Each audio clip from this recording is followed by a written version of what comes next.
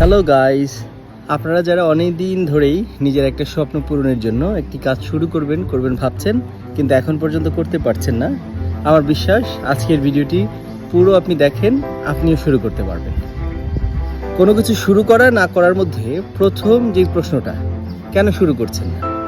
একবার নিরিবিলি বসে নিজেকে একটু প্রশ্ন করেন যে কেন আমি শুরু করছি না। এর মধ্যে অনেকগুলো কারণ আপনি খুঁজে পাবেন।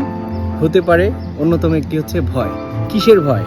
যদি কাজটি না হয়, যদি আমি ফেল করি, তাই তো? আচ্ছা, একটু ভাবুন তো, যদি কাজটি হয়, যদি কাজটি হয়ে যায়। রিসেন্ট একটা গবেষণায় দেখা গেছে কিছু অসুস্থ মানুষকে, যারা মুমূর্ষ অবস্থায় ছিলেন, প্রশ্ন করে দেখা হয়েছে ওদের পূর্বের জীবনে ওরা কি নিয়ে নিজেকে খুব অনুতপ্ত বোধ করছে। রিসার্চে দেখা গেল যে তারা বলছে তারা তাদের জীবন অনেক কিছুই উপভোগ করতে পারেনি যেটা তাদের জীবনের ইচ্ছা ছিল, চাওয়া ছিল। কেন? এরকম একটি ভয়ের কারণ হতে পারে, অথবা পৃথিবী কি বলবে, মানুষ কি বলবে, এই সমস্ত কিছু নিয়ে তারা কিন্তু ফাইনালি হয়তো বা শেষ করতে পারেনি। আপনি যদি জীবনে সত্যিই কিছু করতে চান, তাহলে আপনাকে অন্যের কথা না, আপনার জীবন, আপনার নিজের কথা ভেবে সামনে এগিয়ে যেতে হবে। এখন আমি আপনাকে 2 থেকে 3টা প্রশ্ন করি। প্রশ্নের অ্যান্সারগুলো দেওয়ার সাথে সাথে আই থিঙ্ক আপনি আপনার উত্তরটা খুঁজে পাবেন। যেমন ধরেন, একটা বিমান অথবা একটা শিপ অথবা একটা গাড়ি, সব থেকে নিরাপদ কোথায়? সব থেকে নিরাপদ আমরা জানি প্লেন হচ্ছে এয়ারপোর্টে, শিপগুলো হচ্ছে জেটিতে, অ্যান্ড গাড়ি হচ্ছে পার্কিংয়ে। এখন একবার প্রশ্ন করে দেখান তো, এই শিপ অ্যান্ড এই এয়ারপ্লেনটাকে কি জেটিতে পড়ে থাকার জন্য বা এয়ারপোর্টে পড়ে থাকার জন্য বানানো হয়েছে? Definitely not.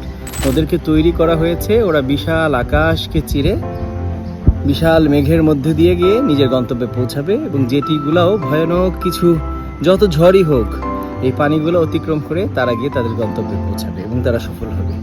সো মানুষ, আমাদেরকেও তো সৃষ্টি করা হয়েছে কিছু না কিছু অ্যাচিভ করার জন্য। আপনি পৃথিবীতে এসেছেন, কেন আপনার মনের মধ্যে একটা ভয়, একটা কষ্ট থেকে যাবে যে আদৌ আমি করলাম না, পারলাম না, হয়তো বা আমি এরকম চাইলেই হয়তো।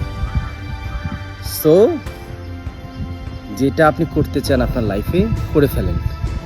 কারণ হচ্ছে আপনার জীবন আপনাকে উপভোগ করতে হবে, আপনার কষ্ট আপনাকেই ভোগ করতে হবে। কেউ আপনার পাশে থাকবে না। আপনার পাশে সর্বপ্রথম যে ব্যক্তিটা থাকবে সেটা হচ্ছেন আপনি।